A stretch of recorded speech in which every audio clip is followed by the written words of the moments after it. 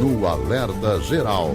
Bate-papo político com os jornalistas Luzenor de Oliveira e Beto Almeida. Os deputados federais e senadores honraram o compromisso com entidades sindicais e empresariais de 17 setores da economia e derrubaram o veto presidencial à desoneração da folha salarial. Com essa decisão, as empresas continuarão recolhendo menos para o INSS e, ao mesmo tempo, ampliarão investimentos e o número de empregos. Quem chega com essas informações agora é o repórter Carlos Alberto. O mês de dezembro vai terminando com uma importante conquista para as entidades sindicais e empresariais de 17 setores da economia que geram mais de 9 milhões de empregos. A conquista é também para milhões de brasileiros. Há motivo para comemoração. Os deputados federais e senadores ouviram os apelos das lideranças empresariais e, nessa quinta-feira, derrubaram o veto do presidente Lula à prorrogação da desoneração salarial. Se o veto não fosse derrubado, milhares de empregos poderiam ser extintos a partir de janeiro de 2024, com a volta da alíquota previdenciária de 20% sobre a folha de salários. O incentivo fiscal, que permite às empresas contribuírem para o INSS com base na receita bruta, é um estímulo para a ampliação dos investimentos e contratação de mais mão de obra. Entre os parlamentares presentes à sessão do Congresso Nacional, 60 senadores e 378 deputados federais votaram pela derrubada do veto presidencial. Ou seja, entenderam que a desoneração da folha salarial fortalece a geração de empregos. Na contramão, 13 senadores e 78 deputados federais defenderam a manutenção do veto. São beneficiados com a medida, que passa a valer até 31 de dezembro de 2027, os trabalhadores e as empresas dos setores têxtil, calçados, construção civil, call center, comunicação, fabricação de veículos, tecnologia e transportes.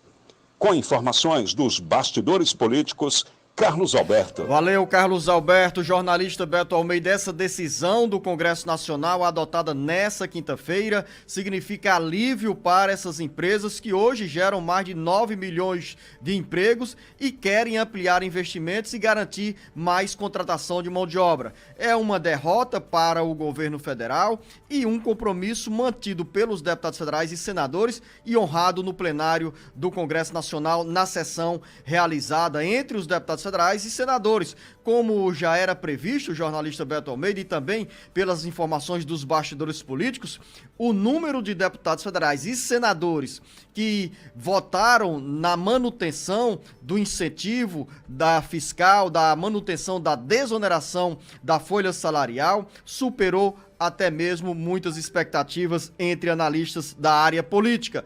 A vitória é para essas empresas, é também para as entidades sindicais que terão, a partir de 2024 até 2027, estabilidade de empregos nesses setores e também a expectativa de geração de mais empregos, de mais contratação de mão de obra. Jornalista Beto Almeida, bom dia. Beto Almeida, a análise política com credibilidade e isenção.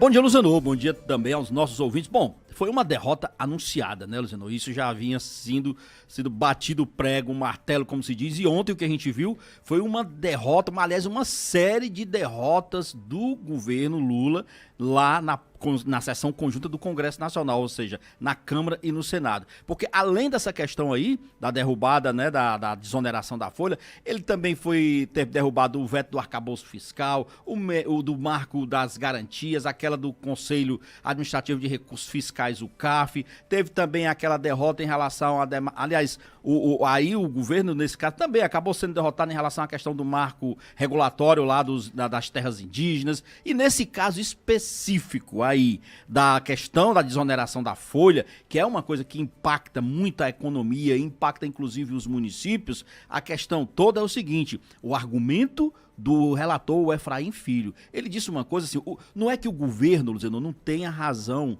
nesses argumentos que ele está utilizando, mas o Efraim disse uma coisa que também tem razão. Ele disse, olha, desde que essa matéria começou a tramitar, foram pelo menos 10 meses, e o governo foi omisso em não propor de fato outras opções, omisso em não discutir como é que seria alternativas para isso. O ministro da Fazenda, Fernando Haddad, somente na terça-feira foi que veio falar na quarta-feira, num num projeto de reforma alternativo na questão da desoneração, aliás. Aí o que aconteceu? Ontem ele não apresentou essas medidas alternativas, mas disse agora o seguinte, que vai judicializar, que vai ao Supremo Tribunal Federal e mostrar que a medida, na realidade, aprovada, o do veto derrubado, ele é inconstitucional. E por que ele diz que é inconstitucional? Porque está lá na reforma da Previdência dizendo que não se pode aprovar nenhuma matéria que mexa no fundo previdenciário, na formação desse fundo. E essa questão da desoneração da folha faz exatamente isso. Tira por baixo 18 bilhões de reais que iriam para o Caixa da Previdência Social.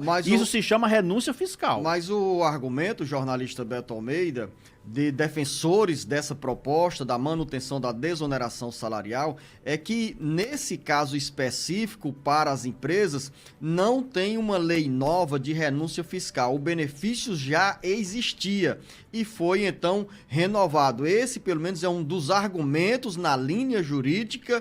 Tanto é que os pareceres da área jurídica da Câmara Federal e do Senado foi nesse sentido de que o projeto era constitucional, é constitucional. Claro, o governo federal quer garantir a arrecadação para o INSS e, por essa razão, não abre mão desse dinheiro. Mas, ao mesmo tempo, tem do outro lado também essa mobilização das lideranças empresariais com o argumento de que, com a desoneração, é possível gerar mais empregos e é possível dar mais estabilidade à economia. O certo, jornalista Beto Almeida, na minha contabilidade de leigo, completamente leigo, é que quanto mais empregos gerados, mais renda, mais dinheiro circula na economia, mais dinheiro chega aos cofres do INSS.